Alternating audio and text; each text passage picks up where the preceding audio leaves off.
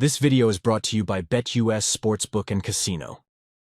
Our Brandon Aiyuk national nightmare is over, thank God. And there may be more good news to come for the 49ers this weekend.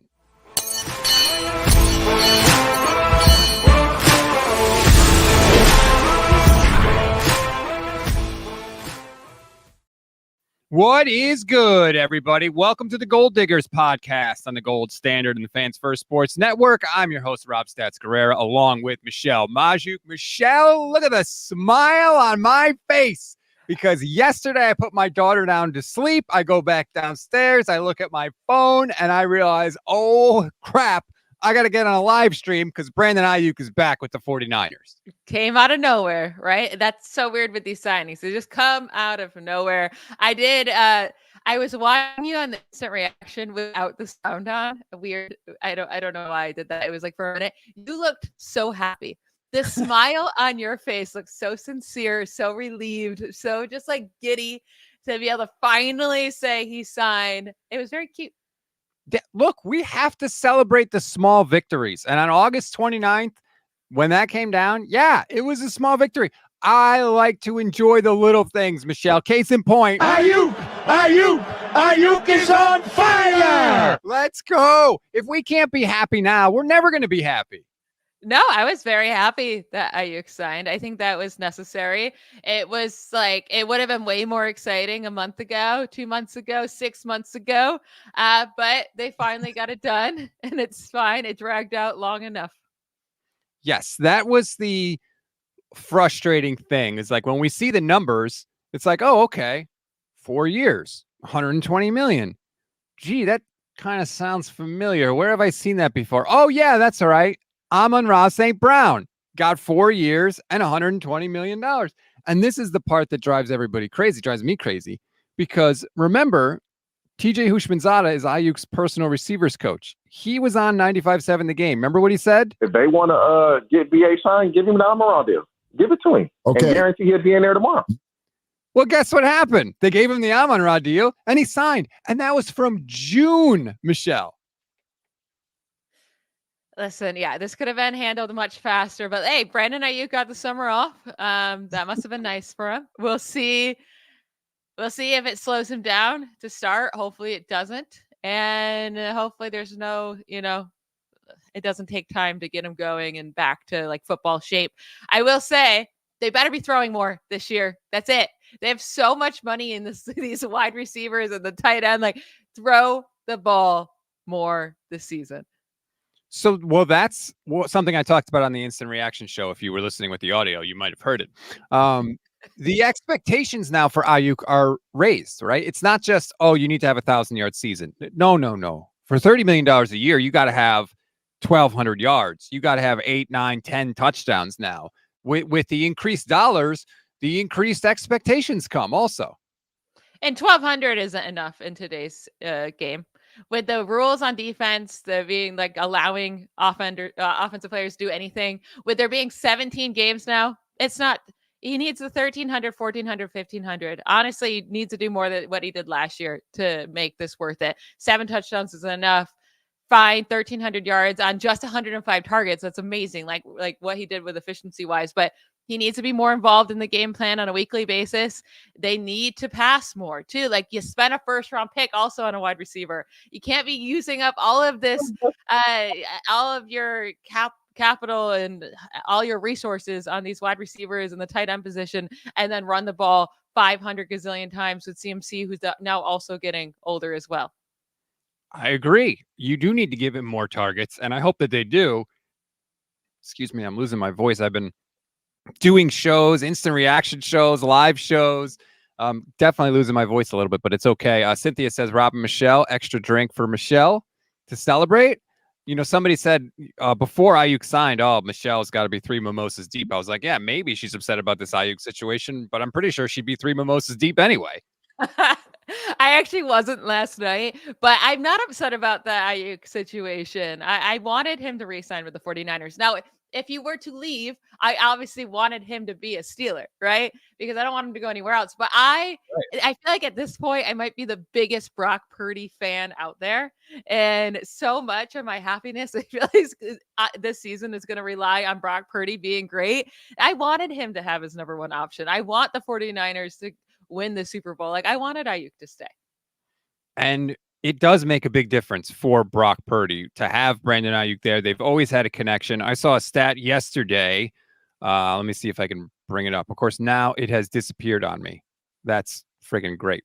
Okay, I'm sorry. It was basically like, of all the quarterback wide receiver combos in the league, Brock and Aiyuk have the second highest QBR. I think their QBR is like 95. And remember, it only goes out of 100. So like, that's pretty damn good. That's how much he does mean to the offense. He may not throw to Aiyuk often, but when he does, it's massively, massively productive. And I want him to not disappear in games anymore. And I don't know if that's on Aiyuk. I don't know if that's on Kyle Shanahan. But if it is on Shanahan, you're now paying this guy top of the market money. He should be the focal point of your offense. He won't be, though, because they were paying Kittle top of the market money and they didn't increase his production at all, right? Like, that's not really what they do. Jay Glemo 001, YouTube channel member, shout out to you, says, ironically, Aiyuk signed his deal as soon as Russ was announced as the starting quarterback in Pittsburgh. How do you feel about that, Michelle? The only person, or the only thing that was, like, we all knew Russell Wilson was starting in Pittsburgh. I feel like the media made it a competition. There was never a competition. It was never anything. Yeah, because Justin Fields stinks. Russell Wilson was always starting. The plan was see what Justin Fields can be once he gets to learn and sit back a year behind the guy he idolizes. That was always the plan. And I don't know, the media created something out of nothing. Sean says, lava flows are great morning drinks. What is a lava flow? Do you know? I don't. I don't either. It sounds like something like an espresso martini. I mean, espresso martini is a great drink any time of the day. There you go. Well, chat, let me know what a lava flow is. I'm down to try it. Let me just say that. I'm definitely down to try it. So Aiyuk is in the fold. I'm fascinated to see, the Niners always like put out a video. Remember when Bosa, they did it with Bosa, with he actually signs the contract and him and Lynch did this like bro handshake. And it was the loudest. It made like the loudest noise when they did the handshake. I just want to see what it's like when Aiyuk gets in there, because I think there's still some hurt feelings on both sides, Michelle. I really do. With that tweet that Adam Schefter had yesterday about, the 49ers never budged and it was the same contract. That is the 49ers trying to make it look like they didn't lose another negotiation. And for them to put that out right away tells me there's still some so gross. Yes. It was so gross. It was so petty. I rolled my eyes. The 49ers just love to just be so petty. But also, they may have offered, the 4 years, $120 million and nothing like from August 12th or whatever, and nothing changed then. But I'm sure something changed with the guaranteed money. Right? That was the holdup, right? And he ended up getting $76 million guaranteed. Maybe they didn't move that, but I highly doubt it. I'm sure they moved it, and that's what changed, and that's how they got it done. But either way, if nothing's changed at all, anyways, it was still what took you till August 12th to give him this contract.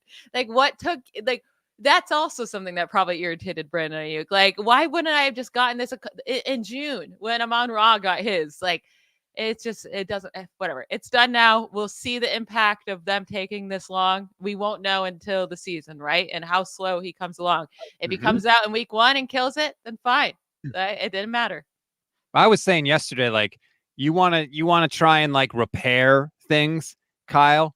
Maybe try to come out against the Jets week 1 and dial up a game plan for Brandon Aiyuk, right? Get him like 10 or 11 catches and, feature him a little bit. That I feel like could go a long way. And then I got Sauce Gardner, though. I don't know if that's a good plan. I know, but then you could get in the post-game press conference and you could be like, look, we recognize how important Brandon Aiyuk is. That's why we wanted to get him signed. We knew he was always capable of this level of production if we gave him the target. Like, you could start to kind of mend those fences a little bit. And I agree, it's going to be difficult, obviously, against a very good Jets defense. Yeah, it's unfortunate that he's coming back. He's going to have a week to practice and get into football shape, and then has to face the best cornerback in the league in week 1. Not ideal. No, but like, this may also be just from a zoomed out kind of 49ers in general perspective, that may be a Deebo game, right? Hey, sorry, BA, we're going to kind of sacrifice your production for this game. because Sauce is there. I know the Jets both corners are very good, but you're not going to go at Sauce. If you could choose to not go at Sauce, you're going to choose to go somewhere else. It's going to be a good game. It's going to be a fascinating game. Everybody appears to be happy for the 49ers. I saw this. George Kittle was on with Kay Adams. Let's see what George had to say. Let's see if I could get this sound working here. Is over. The Yak Bros officially on for the 2024 season. Look at this smile. I want to know. You hear the news finally. How do you find out the news? I found out on Twitter, just like everybody else. Yeah, right. And what did you think? Was it? I want to guess. I feel like it was like underwhelming, right? It's just been going on too long. I'm just happy that it's over, and I get Brandon Aiyuk back on the football field, and I get to see his smiling face every single day in the locker room. That's what I'm looking forward to because he's such a good dude. I'm looking forward to just starting this journey again with him. So let's get that boy. Let's get him out there catching football passes from Mr. Purdy. Did you text him? Have you talked to him yet? He's a little busy. I definitely shot him a text, just say congratulations. But he probably has a few hundred text messages going through his phone right now because he kind of had a life-changing moment. So we're all excited for him. I kind of agree. It is. The focus is now just. I mean, they got to get Trent done, which I'm going to talk about that in a second. But the focus can start to get back to hey, remember this really hard thing that we're trying to do that we haven't done and we've gotten really close to doing? Maybe we should focus on getting that done this year. Yeah, I wonder if the players are annoyed by how this dragged out. Oh, I would imagine so. They're probably tired of being asked about it. Brock's been asked about it. Kittle's been asked about it. Deebo. We're asking Warner. We're asking defensive guys. They want to be done with this, man. Listen, hopefully this week of practice is just happy and cheery. And honestly, they still got one more huge hurdle to pass before anyone can be happy on this team, and that's signing Trent Williams. They need to get that done. And I think they are going to get it done, Michelle. I think that by the time we reconvene after Labor Day, Trent Williams will have a contract from the 49ers. And then the vibes will be back. Everything will be restored. Order will be restored in the universe. And then it'll be full speed. Prepare for the Jets week 1. And let's start this thing back up. Why are you so confident that you think Trent Williams gets paid this weekend? I'm just saying, I think that this deal is done. I think that this deal was a lot more difficult for the 49ers. I don't think they had as good a sense of what Brandon Aiyuk wanted like they do with Trent Williams. Trent Williams, they can at least at the very minimum just guarantee the money left in his deal. That's a very good baseline start for the negotiations. I think that by the time we are back here after Labor Day, Trent Williams has a deal. And honestly, I think Trent Williams is way more important to them in week 1 than Brandon Aiyuk would have been. If they waited on signing either of these guys heading into the season, I would have much rather got Trent Williams done than Brandon Aiyuk. I think Trent Williams is insanely important to this offense. The splits with him on and off the field are so drastic, not even just last year, but over the last 3 years. They need him there. Yeah, I saw a couple graphics from Field Vision Sports that I'm basically not smart enough to understand. I just threw it up on the stream. I can't make it any bigger, unfortunately. That's annoying that it doesn't make the picture any bigger when I try and do that. But basically, I don't really understand what it says, but the gist of it is basically when Trent Williams is there, the Niners go left a lot and they have success. And when he's not there, they have way less success. It's pretty much how I break it down. Well, if you want to break it down a little bit easier, I did bring this up. We had some Bleacher Report shows this last week, and I talked about the splits with Trent Williams on and off the field. But I'll say it again here in case anyone didn't listen to that. But Brock Purdy had a 29-point higher passer rating with Trent Williams on the field versus off the field. His interceptions were the big thing, right? Through 4 interceptions on 77 pass attempts with Williams off the field at an insane 5.2 interception percentage. When he's on the field, his interception percentage was down to 1.9. And it's not just the passing with just Brock Purdy in that small sample size. It's been since 2021. The passing game is drastically better with Trent Williams on the field. Obviously, the quarterback pressure rate is also so much lower when he's on the field. But then also the running game, the 49ers averaged 5.1 yards per carry with Williams on the field last year, only 3.2 yards per carry with him off the field. And then when you look more specifically to runs on the outside to the left, obviously Williams plays left tackle, the 49ers 49ers averaged 2 more yards per carry on runs to the outside to the left with Williams on the field versus off last season. But even going back since 2021, the splits are that drastic as well on the ground. So Trent Williams is everything to this team. Outside of Brock Purdy, outside of the quarterback, he is the most important second player.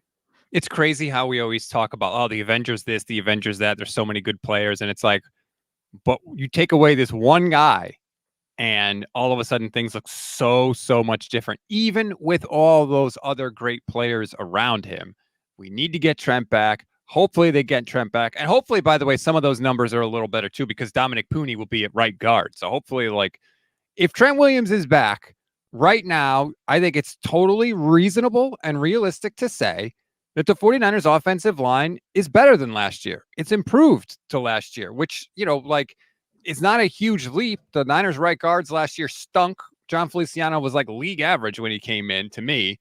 And Puni is better. He's going to be the starter there for a reason. I think Puni would be the starter even if Feliciano is there and healthy. They're better on the offensive line. That should scare the hell out of the rest of the NFC because this offense scored 60 touchdowns last year. That's more than anybody else. If they have Trent Williams, I'm not worried as much about this offensive line as I was going into last year. But also someone made up a good point in the comments. It's already past us now, but if you can find it in there, about like Trent Williams isn't going to be here forever. They need to figure out the replacement. I just feel like they're just leaning on Trent Williams to fix all of their offensive line issues now for the last few years. He is 35 years old, 30. How old is Trent Williams now? Like, he's getting up there. They need to start figuring out some tackle depth because already the right tackle with Colton McKivitz, we don't feel good about. But if Trent Williams does miss time, there's just that depth is so gross. Trent is 36. Gary says Trent at 36 is pure greed and going to leave us in cap hell. It's not greed to get what you deserve. Teams cut guys and make guys take pay cuts all the time in the NFL. They just did it with Kyle Juszczyk this year, right? The NFL didn't honor Kyle Juszczyk's contract. They came to him and they were like, if you don't accept this pay cut, we are releasing you. That's not honoring the contract. So to sit there and say that all these players are greedy because they want more money when they already have a contract. No, like, this is just how it works in this industry. You got to get over that. Nobody's a bad guy here. Let me tell you how ungreedy this is of him asking. He has no guaranteed money left on his contract. That's what he wants, right? It's not even like he's asking for that much more money. He just wants guaranteed money.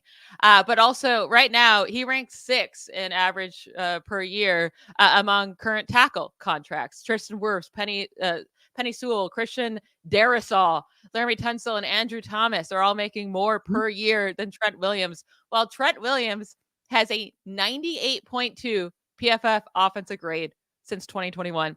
That leads the NFL by so much. The second highest graded player is Tyreek Hill at 93.9. Trent Williams is at 98.2. The third highest is Josh Allen. Do you know how much money they're making per year? Way more than what Trent Williams is. And also, like, every single year he's been with the 49ers, he is ranked as the number 1 left tackle in the league. We talked about the splits. Also, just a fun note, it doesn't really matter because they're Pro Bowls. But right now, Trent Williams is at 11 career Pro Bowls, done it each of his last 11 seasons played. That's tied for the most among left tackles in NFL history for a career. So if he gets selected to a Pro Bowl again this year, he breaks that record. Right now, he's tied with 3 Hall of Famers, Anthony Munoz, Jonathan Ogden, and Willie Roaf. Joe Thomas, who was absolutely amazing in his career, had 10 career Pro Bowls. Trent Williams is 11, and this year, if he plays, you imagine he goes to the Pro Bowl and beats that record. Trent Williams deserves this money. Don't say he's selfish. He's amazing. And Trent Williams has said he wants this record. He wants to have the most Pro Bowls of any tackle consecutively. And I think he also wants the most Pro Bowls, period. Bruce Matthews has 14 in his career, which is an absurd amount, by the way. And so Trent's got a ways to go to get there, but he's talked about how he wants it. So good. Go get it, Trent Williams. We'll take you as long as you will continue to play. Daryl, 49er for life, Smock, thank you for the super chat, says, good morning, y'all. Do you guys agree with Grant that this Aiyuk signing, that Deebo will be traded next season? Yes, I do. And remember, Deebo kind of admitted it too. He talked about earlier this offseason, but that was brought up to him in a press conference, and he was like, hey, I know what I signed up for when I signed my contract. So he kind of knows it too. There's a reason he was in camp early and super in shape and has been at all the voluntary and the mandatory things. It's because he knows essentially he is in a contract year. He's not doing this for no reason. This is not a random occurrence with Deebo Samuel. Just like, by the way, he showed up in shape in 2021 and balled out because he was in a contract year. So he knows he's probably gone after this year. And I don't want Deebo to be gone. But yeah, it kind of seems like that. Now, does that motivate Deebo or disappoint him going into this year? Like, does this bring down does this make him like go off and go crazy so that, maybe the 49ers want to keep him, or maybe teams will trade up for him, pay him, whatever? Or is this like, why am I going to go out for a team that doesn't want me? No, I think he's going to go crazy this year. I think he's going to be hyper motivated, and I think we're going to get good Deebo. And we have seen good Deebo. Good Deebo is historic season good. That's where he can play. I mean, did you see that one-handed catch he had against the Raiders? I think it was the first snap of the game. Brock just drops back and chucks it up there, and he just goes up, one-handed catch right by the sideline, gets both feet in. I mean, when he is right, healthy and focused and in shape, he's an absolute weapon, arguably the most dangerous weapon in the entire NFL. He's so stinking good. I love Deebo Samuel. And when he's on, like you said, he is on. And the 49ers are unbeatable when Deebo Samuel is on. Like, if it's a Deebo Samuel game, they are crushing teams. It's not like when it's an Aiyuk game or a CMC game. It's like, yeah, they're winning. Whenever you think about any Deebo Samuel game, they are crushing teams because that's the kind of force he puts on when he's on. And if he could be on like the majority of this season and have a killer year like he did in 2021, oh man, this team's going to be so good. And it's different with Deebo too. Like, for Aiyuk can have a good game, but it's one because he, creates separation and Kyle dials up a play and gets him open and he makes things happen. And that's cool. When Deebo has a good game, he catches like a 2-yard pass, breaks 3 tackles, runs past 3 guys. It's like demoralizing. When he catches that pass against the Eagles and bounces off a guy and then just turns on the afterburners and flies to the end zone, that took the air and the life out of the Eagles. It totally deflated them. It has a different effect on the other team. And I think that's why Deebo has to be a huge part of week 1, because we know how good the Jets defense is. And we'll get into that matchup, I'm sure, next week about all the insides and out. And they're very, very close, like dominant on offense, obviously, for the 49ers, and the Jets are dominant on defense. The one area that the Jets defense struggled last year was yards after catch allowed per reception. They allowed 6.1 yards after catch per reception last year. That was the 4th most in the NFL. Now, so Deebo could end up destroying them in that area. And I think that's kind of where you have to focus on, is just allowing Deebo to get the ball in his hands and letting him do the work afterwards. Yes, please. He said he's the lightest he's been at since he's come into the league. So I'm interested to see, does that give him maybe a little more speed? Does he lose some of his tackle breaking ability? We'll have to see, but I think it's going to be a good Deebo year. Nick Eller, YouTube channel member, says Aiyuk is a playmaker. Deebo is a game breaker. He certainly seems to break the other team. There's one thing I forgot to mention when we were talking about all the Aiyuk stuff, and I apologize for that. It was, I don't know if you saw this, Michelle. Did you see the Diana Rossini tweet about what almost was with Aiyuk? Yeah, that one kind of hurt too. I mean, again, I wanted him to be with the 49ers, but seeing that there was a trade out there that could have sent Aiyuk to the Steelers, that one kind of hurt. So Diana Rossini, insider for The Athletic, said that the Niners basically were trying to work almost essentially a 3-way deal without it being a 3-way deal. They offered a 3rd-round pick to the Broncos for Courtland Sutton. If the Broncos had said yes to that trade, Brandon Aiyuk would be a Steeler right now. But the Broncos said no. So the Niners could not get that extra wide receiver. I think it was Peter Schrager said on Good Morning Football that even in the past few days, the Niners were calling around to try and get a receiver from teams who, like, at this point in the year, this close to week 1, teams are not going to want to trade a wide receiver and then bring in somebody brand new who doesn't know their system. So they couldn't get that deal done. And it just made me think, Michelle, about something about my own life, really, because there are a lot of times in life where circumstances and things beyond your control can put you in a very good position. And I just look at what happened with me. I was with SB Nation in the playoffs. out of the blue, they lay me off. I'm kind of freaking out, but it's the playoffs. So I'm like, hey, you know what? We'll just keep doing shows and I'll figure it out later. And then I remember this clear as a bell. The Niners get eliminated and I'm in my kitchen and I'm like making breakfast or something. And it just hits me like, you don't have a job anymore.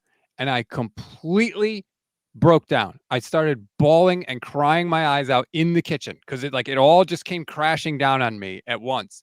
And I started applying to everything. I was applying to jobs I didn't even want. Jobs at the Athletic, jobs with the American Football Association. I don't even know what that is or what they do. I applied to everything. And at that point, I was so scared about not being able to provide for my family. If any of them had gotten back to me, I was taking it. Just to have a job, I would have taken it. Nobody ever got back to me. And because of you and Levin convincing me and encouraging me to do this, I stuck with it. And now, hooked up with the Fans First Network, and we've got a couple of sponsors, and, I'm doing okay. But if any of those jobs had gotten back to me, I was taking it, and this was going to be, a hobby or something I tried to do as much as possible on the side, but it wasn't going to be my life anymore, which is also part of the reason why I was crying like a 5-year-old in my kitchen. But circumstance put me in a good spot. And it's just like this Aiyuk situation. They couldn't get the deal done with the Broncos or anybody else. And so Aiyuk is on the team. That was a lot. That was a lot to take in right there. I love that story. Very, warmed my heart. Happy, obviously, that you stuck with this because this is meant to be your job. I mean, this is what you're amazing at. But yeah, it's so interesting for Aiyuk. I think in a few years from now, he's going to look back and be like, thank goodness I didn't get traded, right? Like, I do think if he goes to the Commanders or he goes to the Steelers or he goes to the Browns, like, he's not nearly the player that he was. He wouldn't be nearly the player that he was with the 49ers. So I think in a few years from now, he's going to look back and be like, yeah, that was a pain in the butt. I'm so happy this all worked out and I stayed with the 49ers and my career is looking so much better because of it. So yeah, I like your little sentiment there. Good job. Good job, Stetsy. People don't realize, one, how down I was, and two, how much you encouraged me to do this. Like, because they don't see our text messages and stuff. You and Levin were the ones that did. You were telling me you can do this on your own. Keep going. And yeah, on the show, I'm always on the show. I'm mean to you, but on text, I'm really nice to you. Yes. I have like a little smush face. That's 100% true. And I was terrified because I couldn't pay you. You guys were getting paid when you were with SB Nation because they were paying you. And then I couldn't pay you when they laid me off. And I didn't want everybody to work for free. And I was terrified everybody was going to leave. It was a dark place between your encouragement and a lot of messages I got from people like that really pulled me up out of it. Honestly, I fully admit it. Like, I needed it. And thank God it did. And thank God we're here now and we're rolling. And, what was it? A year later, I was credentialed at the Super Bowl to cover the 49ers for my own company. Like, it's crazy how it all worked out. That's sick. And you know what's going to happen this year? You're going to be credentialed again to watch the 49ers win a Super Bowl. Let's go. New Orleans, I believe, this year, which I will definitely, we will be there for sure. I don't care if I have to walk to New Orleans. If they're there, I will be there. And I live pretty close to there. So I'll be there. You're going to go? It's only like a 4-hour drive. You're on record now. You have to come. That is it. I'm not letting you out of this. You have to come if the 49ers make the Super Bowl. Oh, that would be awesome. And you can give me your ticket since you won't go. Yeah, I won't. Well, you don't get a ticket. If you're credentialed, you don't get a ticket. And I wasn't credentialed to actually cover the game itself on Super Bowl Sunday. I did not have a credential for that. I was only approved for the week before, which is all I wanted, frankly, because I need to be in my spot, in my chair with my notes and my pad and all that. So I had no interest in watching the Super Bowl from the stands. None whatsoever. That's a dream of mine. I'll cry the day I'll get to a Super Bowl. That's going to happen sooner or later, but it's a dream of mine. That's a dream of yours? Why didn't you tell me that? I probably could have got you tickets before this. Oh my goodness. Leave me alone.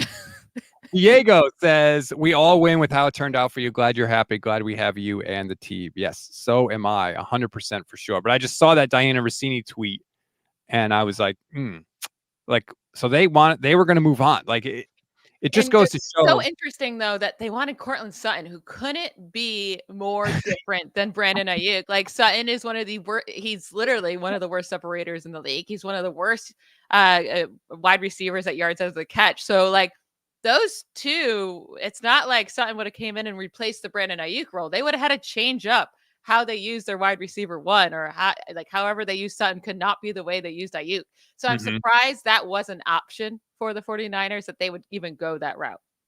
Yeah, I don't know what it was they saw in Cortland Sutton. Maybe they thought, hey, this is the, really the only kind of guy we can get for a 3rd round pick. Like they didn't think they'd be able to do better. I don't know, but I'm just glad it did not happen. And does that like create a little Steelers Broncos rivalry, right? Like all the Steeler fans are like, damn you ruined it for us. Listen, Cortland Sutton stinks. I don't know why the Broncos wanted to do a trade, that they're able to get some picks for him, but whatever. I think it all worked out for the best. You know what? Because I want George Pickens to have a huge year. I want Najee Harris to have a huge year. And then I want Brock Purdy, obviously, to destroy it and win MVP. And he's going to need Brandon Aiyuk there to win MVP. Wedge says Denver did the 49ers a favor by turning that trade down. Yeah, they freaking did. And maybe it was like, hey, we would rather Bo Nix have Cortland Sutton than just a 3rd round pick next year. I don't know if that was part of their thinking, whatever, but great. We will take Brandon Aiyuk. Everybody ended up where they were supposed to be. Speaking of tweets, by the way, I saw this from Mike Silver yesterday. The Niners will get overtures regarding Deebo Samuel between now and the trade deadline. Right now, it's highly unlikely they trade him. Early November depends on a lot of things, which again kind of goes back to what we were talking about how Deebo, this is probably his last ride with this team. What's interesting is we've seen the 49ers start 2-5, 3-6, and they've been able to turn it around and make runs to the playoffs. If they're in that situation this year and some team makes a crazy Deebo Samuel offer, do they do it, or do they say, forget it, we're going to ride it out, we're going to still try and make one last run at this thing? It's going to be an interesting decision they may have to make. Okay, but they're just not going to have that bad of a record. I mean, They play Sam Darnold, Jacoby Brissett. They play the terrible Cardinals defense. They play Geno Smith. These are all just in the first 6 weeks. The Jets, they should be able to handle as well. I'm just not worried about them having a bad record. I think the only way that a Deebo trade would get done this year is if Brock Purdy were to get hurt early in the season. Kyle Allen or Josh Dobbs comes in and they just are blowing it up and they suck. And they're like, you know what? Maybe we get a great draft pick for next year. But Deebo's on this team the whole year. That's just what I'm going with. I think there's a 99.9% chance he's on the team the entire year. I saw a comment. Please tell me I started. Good, I did. From 49er Media, who says, who do we think the Niners will cut when Trent is back? I think it will be Ronnie Bell. Kyle Shanahan said they kept an extra wide receiver because they were unsure about the Aiyuk situation. If Trent comes back after this weekend, which I think he will, to me, it's got to be Ronnie Bell. Like, what? Why is he there? It's fine. Get him on the practice squad, whatever. Well, they have heat right now, right? Because they signed Terrence Marshall. Yes. So that's way too many wide receivers to have. Yeah. So I think clearly that's going to be the spot where it is. I am waiting to see. Mike Florio always gets the contract breakdowns, and I want to see like literally what the actual details are, because we keep hearing it's front loaded, and I want to know all those repercussions. It doesn't look like he has it up just yet. Although I did see that the Dolphins have extended Mike McDaniel through 2020. Oh, so wow. Good for you, Mike McDaniel. Enjoy losing into the Chiefs in the playoffs every year. Then again, 49ers kind of do that too. So, Yeah, it's not fair to be in the AFC, okay? We got to play way harder teams than the 49ers in the playoffs. I saw a Pittsburgh radio host who, and by the way, Luke, I know that Florio said BA gets $90 million in the first 3 years. I had that. I noticed that yesterday, but thank you for throwing that in the chat. A Pittsburgh radio host, Brad Graham, had this on his YouTube channel, was furious with the Steelers. He thought that the Steelers looked like idiots in this whole thing. He thought the Steelers were used. And he also pointed out that Van Jefferson is your second best wide receiver. How bad do you think the Steelers look in this whole saga, who now come away with nothing? I don't think they look bad. I think they tried their hardest to get a really good player when he was vulnerable, right? Like when there seems to be that this could have actually happened. It's not like there was no way. I mean, they had a trade in place. If the Broncos agreed to it, it was going to happen. It seems like there was a way to get this done, but at the end of the day, they couldn't figure out a trade with a third team to get them a wide receiver. And I'm not going to be embarrassed if they tried to get a great player. Good job. Good job trying. It didn't work, and we move on. Heineman on Twitch says, did Ambry go to IR? Yes, he did. That has already happened. So in case you're wondering, I was wondering about something because I got a lot of people were mad at me and yelling at me because I said on Wednesday with Grant that I didn't like the vibes. I was frustrated, and I took the Jets +4 in the game. So I was wondering, like, let me just see now that the Aiyuk news has happened. What's the situation? Check the Bet US website, and I see that the line has gone down a half point. That is now Niners by 3.5 instead of 4. So I wasn't the only one that took the Jets, Michelle. All it comes down to is what this game does seem a little scary, right? I am getting a little bit scared about week 1. It comes down to what kind of Aaron Rodgers comes out, right? Is the Aaron Rodgers on fire and he's just unstoppable against this younger safety group? Then that might be the issue. But I really don't expect old Rodgers to come back. I'm expecting a much worse Rodgers coming off Achilles, the Rodgers that we've been seeing where he struggles so bad under pressure. I expect the 49ers to get him pressure, like just to make him uncomfortable all game long. So I'm taking that 49ers minus 3.5.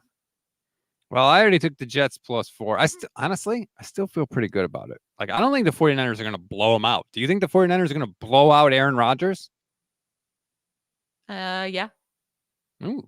Even with that defense? Blow out. I mean, it's only 4 points. They could win by a touchdown.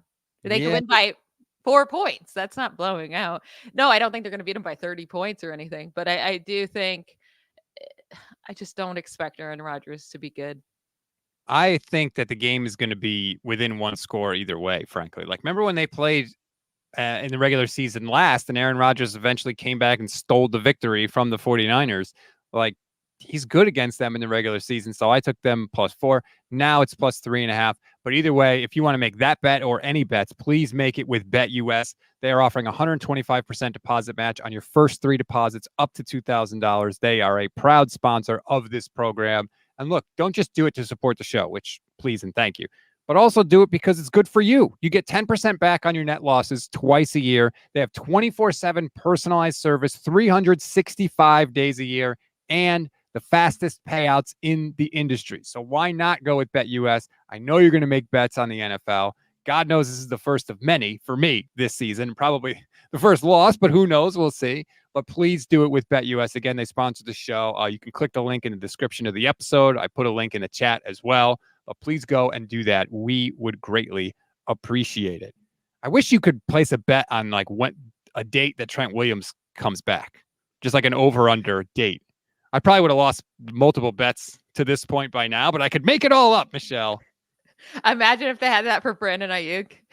Oh my God, they would have been rolling in the money because people would have been guessing, well, like it's got to be done by July. It's got to be done by August 1st. It's got to be done by August 15th, right? You would have made multiple losses on that. It seemed like it was going to come through the trade or the contract like every day in the middle of August. And then it just, you would have lost so much money on that. PFF just tweeted that Brandon Aiyuk converted 60.4% of his targets into first downs or touchdowns in 2023. The next closest receiver was at 52%. That is redonkulous. He was incredibly efficient last year. Why do you sound so sad about that? I don't, but that type of efficiency is really, really hard to duplicate. So, I mean, we saw how efficient Deebo was in 2021, and that efficiency came back down. He was still highly efficient, but it felt so bad because how much it came down. So we could see that happen to Aiyuk. Having that type of efficiency is very hard to repeat. 100% agree with you. Can we talk? Oh, I just saw something in my notes here. Can we? Okay. So with your bet right here that you just said, where you're taking the Jets +3.5 or +4. +4. Are we like buying into this Brock Purdy stinks on Monday Night Football thing? Because his 2 Monday Night Football games have not been good at all. Tell me, talk to me. Well, he's 0-2, right, in Monday Night Football games. So one was the Vikings, 1 touchdown, 2 interceptions in that game. And then the other one was Christmas night against the Ravens. That was horrendous. That was his worst game of his career. All other primetime games, he's been elite, 4-0, 116 passer rating. Monday Night Football, though, 55 passer rating, 1 touchdown, 6 interceptions, and the 49ers averaged just 18 points per game in those 2 Monday Night Football games. Well, we gotta watch. We gotta watch out for this. If he does it again on Monday Night Football, we're gonna start calling him Kirk Cousins out there. He didn't play in Monday night at all in 2022. I don't remember off the top of my head. I'm just trying to check really quickly. Let's see. Jimmy got hurt against the Dolphins, and they did not play on Monday night after that point. That's interesting. I think it has more to do with who they played rather than anything else. But you know what? Like the Vikings? This is what we do. That was in Minnesota too, wasn't it? That game? Yeah, it's in a dome. He should have been good. Yeah, the Niners haven't beaten the Vikings in Minnesota since I don't even know. It's been Trent Williams did miss that game, so there you go. Yeah. But that's what we do with quarterbacks, right? First, it's like, can you play well and win it all? And then, okay, you do that, right? And that's what Brock did in those 5 games. And then it's like, all right, well, you won, but did you really play well? And it's like, well, okay, you really played well, but then you were checking it down to guys and you have the Avengers around you. So that doesn't really count. So now you got to do it without those guys. Like we keep moving the goalposts. And so now with Brock, we're at, can you be good on Monday Night Football? The 2 things will be Monday Night Football and the rain, which I actually think the rain is a legitimate thing. But we keep setting up these sort of barriers for him and every quarterback, to be fair, that guys just have to knock down. Yeah, and this Monday Night Football thing is nothing if he comes out in week 1 and plays a good game, right? Like it's only a 2-game sample size so far. But if you start making a 3, 4, 5-game sample size, right? Like sooner or later, you're like, yeah, what is up with this? Like he's off his schedule, maybe like playing on a Monday instead of a Sunday. Like just something to keep an eye on. Yeah, you never know. I mean, look, I said we are still learning a lot of things about Brock Purdy. He doesn't even have 2 full years as a starter yet. Like we don't know, and I keep saying this, but it's true because it doesn't happen. How does he play in the cold, in the snow? We have no idea, right? Some guys are better in that situation. Some guys are Tua Tagovailoa, who have no chance and looked completely out of his element. Like, I don't know. I know Brock was at Iowa State, so maybe he's got more experience in that than some other people, but we don't know. This is a fact-finding mission this year to decide whether or not we're going to pay him $60 million. That's why they need to pass more too, because they need to see, can they lean on Brock Purdy to win games? And if you're still the team that passes the fewest in the league, then there's no reason that you're paying a quarterback that much money. But I do think Brock Purdy has a massive year. He's going to be up there in the MVP conversation, and he's going to get paid his due next year. I saw this tweet from 49ers Film, and this is not really about 49ers Film specifically. I've seen this sentiment expressed by a lot of people. And by the way, you should follow at 49ers_film on X because he does awesome film breakdowns. He has a YouTube channel as well, I think. Definitely very cool. But what they said was, just my opinion, and I may certainly be wrong, but I don't see Brock Purdy making crazy contract demands next year. He's got a healthy perspective, and he likely understands the importance of keeping the core of this team together. I think his number will be reasonable. I could not disagree with that more, Michelle. Because if I'm Brock Purdy, what I'm thinking, and that's certainly what my agent is thinking, is I have been the best bargain in the NFL for 3 years, because it will be 3 years by that point. I've been underpaid for 3 years. I've already been, quote unquote, reasonable. Now I'm getting paid. And not only am I getting paid, you're paying me. Part of what you're paying me for is my cheap salaries the first 3 years. Like, you're going to make up for that now. It's my time. I don't think that just because Brock is all shucks guy that he's not going to ask for what he should ask for, which is a market rate contract. Yeah, that's so cute. He's going to make at least what Jared Goff makes. He's going to be the top paid guy, which nice this year. The market really didn't increase that much at the quarterback position. I mean, I think it went up by like 0.5, right? Like Trevor Lawrence just beat out Joe Burrow from last year. It will, though, because whether the Cowboys do it or whether, especially if Dak hits free agency, it's going to skyrocket because Dak is going to get so much money if he's on the open market. And that's why they need to get the Brock Purdy contract done immediately after this season. Immediately. You do not wait for Dak to get paid because no, you don't want that. But no, he's not going to be like, oh, I'll take way less than I deserve. $45 million a year is basically what Daniel Jones is making. Like, that's not happening anymore. We just saw Trevor Lawrence, who has shown us nothing, make $55 million a year. Jared Goff is getting $53 million a year. Like these, you don't even have Jordan Love had 8 good games and is making $55 million a year as well. He's going to get at least $55 million a year, if not 57, 58. And if they're stupid and wait, it's Zach signs, and he's going to be asking for 60, and they're going to be in the same position as they were with Brandon Aiyuk. Instead of just paying him, they could have got him for like $26 million right after the season. They waited, had to pay him 30. So, yeah, Alejandro, I hate to disagree with you, but there is no universe where the first number of Brock's salary won't start with a 5. There is no, like, it is going to be 50 million would be a bargain, really. If it was just 50, like a flat 50, that would be cheaper than I expect. It's going to be up there. And the idea that Brock, like, oh, he's, oh, shucks guy or whatever. Everybody says they want to do what's best and try and keep the team together. But in reality, it's not Brock's job to manage the salary cap. It's the 49ers' job. So he should ask for every freaking penny, especially because what's the average career, Michelle? 2.5, 3 years? Well, he's already going to have done that before he was even eligible for a raise. So he's not going to say, like, essentially, I'm going to start my second NFL career and not get all I can get. No way. And we just saw Tua get paid too, right? You could say, oh, system. I don't think Brock Purdy is just a system quarterback. I think he's better than Tua. I think Tua is a system quarterback. He just got his pay too. Like, they don't want to have to go find another quarterback. That's not something that Kyle Shanahan's want to go through at all. He's gonna get paid, and I can't say he deserves to get paid yet. We have to see what he is this season, but I think he's going to prove he deserves to get paid. And that's also part of it too, is you are paying to sort of be out of that wilderness. It's almost like a fee that goes into the stew of when you're deciding whether or not to pay a guy. Luke the Don says, if I'm Brock, I ask the team for 45 to 50 and tell the Niners give me every endorsement that comes through the door to make up the rest. He can get his own endorsements. He doesn't need the 49ers to get him. And he already has like 1,000 deals already. He's riding a tractor. He's doing Toyota deals or whatever it is. Like, he's good on that. He's not 45 million. That's over. That is a pipe dream. That is never happening. And people will point to Tom Brady taking less. And unless Brock Purdy has a gazillionaire wife that's making more than he's going to be making in his career as a model and killing it out there. Like, and people just ignore that fact that Tom Brady had a wife that made so much money. Like, he was able to do that. And there's also a lot of speculation that Brady was sort of paid through other means and others, like, oh, they cheated so hard, right, throughout the whole time there. So, yeah, I'm sure they're cheating with the cap as well. The 49ers are no strangers to cheating on the salary cap, might I say. John Bean said Brock has that corn seed money.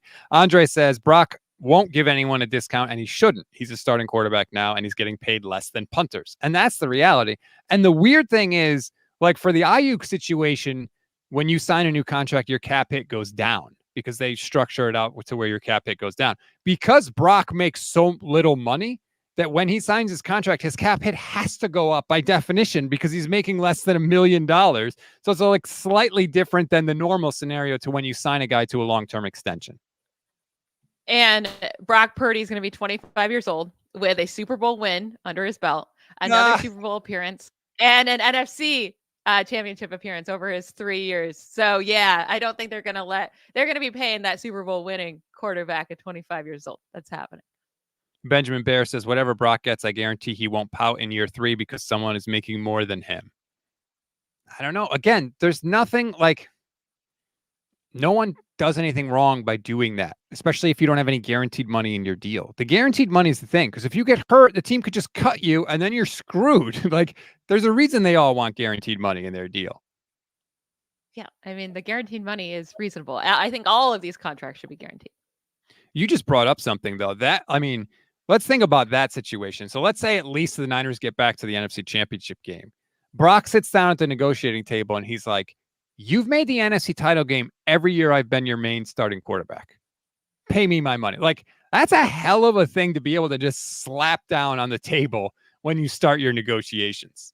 And if they win the Super Bowl like I expect them to, I mean, that there is no negotiations. I'm now a Super Bowl winning quarterback. I've also brought you to another Super Bowl. Like, that's it. We would have probably went to the Super Bowl the year prior too if I didn't destroy my elbow. Like, you saw what happened when I got hurt. Like, pay me that money. Pay me my money. Show me the money. It'd be a fascinating. I would love to be a fly on the wall for those. And look, maybe it does get done. Don't forget, when the Niners signed Jimmy, they signed him in February. It was before the new league year even started. So they did move fast with Jimmy Garoppolo. So they've shown February weird. February. Why do you say February? Why are you saying it like that? February. No, spell it. I don't care how it's spelled. You say it February. You say February. February. Okay. That's how it's said. Okay. We need the comments to tell us who's saying it right. February. You say it. February. I've never heard someone pronounce that first R like That's how it's spelled. That's how you're supposed to say it. Just because everybody else does it wrong. Look, I'm a stickler for pronunciation. Listen, this because there's that letter there. The English language never makes sense, right? How many silent letters are there in everything? So it's just February. Wrong stats. Thank you. What's Michelle, 100% right on this. You're wrong. What's the place you go if you want to take out a book? Library. We could do that with all words. You could do that with all words. They're like, why is this way and this is that way? Like you could do that with so many different things. It's not just pronounced the same just because it looks the same. February. That's the name of the month. Just because it's February, you weirdo. No, it's difficult to say, so people don't want to put in the effort. Well, guess what? I put in the effort. I go the extra mile for you, for everyone out there. That's right. You're weird. Look at this. People are once again. I don't. Oh, look, there's Aaron. Aaron says Rob is right. There you go. One right out of all of them. Jamil Hale says leave that R out of there. It's definitely weird. Benjamin Bear says nope. Like shoes in the house. I'm on team stats on this issue as well. There you go. You wearing shoes right now, Michelle? Of course not. I don't wear shoes in the house. Oh my God. Socks at least? Yeah, I'm wearing socks. I'm wearing fuzzy socks. Nick Ellert says, Michelle, as someone who moved to the Northeast, they mispronounce a lot of words. This is one of them. What? Like what, Nick? And I'm from the Northeast, but no, yeah, you're weird. Oh, costume is a weird thing that up north people say. Costume instead of costume. Like, where are you getting that H from? I don't see. That's adding a random letter that's not there. I would never do that. Why? Because it's not how the word is spelled. Daryl says 49ers for life. Stats say January. What's I don't get it. What's weird about January? Yeah, there's no extra R. Right. If there was an R there, I would say January, but there's not. So I don't. I don't know. You're just still saying it wrong. That's, first of all, how we've been doing shows together for like what, 2 years? I guess you never said the word February. I don't know. Come on, the Niners playing the Super Bowl in February. Of course, I would say it. Oh my God. No, I don't think you know. Okay. I can't hear you say this word anymore. So we gotta go. We gotta go. It's like literally eating me up. Now I know I could just randomly I'll make it a drop and I'll just randomly drop it in whenever we do a show. Settle the argument. Let us know. Hit us up. Leave us a 5-star rating and review. Put your opinion in there. That would greatly help us with the algorithm. I just checked the charts. We could use some help. So please help us. We're behind 49ers Talk. We're behind Locked On 49ers. I don't think our coverage is any worse than theirs. In fact, I think it's better. So if you please leave us a 5-star rating and a review, help us get up those charts. We really do appreciate it. Michelle, it's Friday. Tell everybody what you got going on. Social butterfly, Michelle. Well, I got to go get my workout in. There's 2 more days of this whole like mile thingy at my gym. And I'm winning right now among all women. So I got to go get that in at 4:25. I got to go get my 4 miles in. And then afterwards, I'm going to go get espresso martinis with a couple friends. Wait, what is this mile thing at the gym? It's Orange Theory. It's called Marathon Month, but you try to get like as many miles as you can. Just only the miles that you get at Orange Theory count. And then you kind of see who has the most miles at the end of the month, but got 2 more days. You just casually threw that in. It was like, oh yeah, I'm at 71 miles for the month. I just tell you, and I say this dead serious, I have not ran 71 miles in my 39 years on this planet. Safely, I can say that. Safely. I'm going to go run 4 more today. I'm trying to get to 80. You are just absolutely unbelievable. All right, everybody, enjoy your weekend. I'm telling you, by the end of it, Trent Williams is going to be back so you can enjoy that, have an extra adult beverage or 2, and enjoy your time here. And thank you for joining us. And special shout outs again to BetUS Sportsbook and Casino. Please gamble responsibly. Bye, y'all.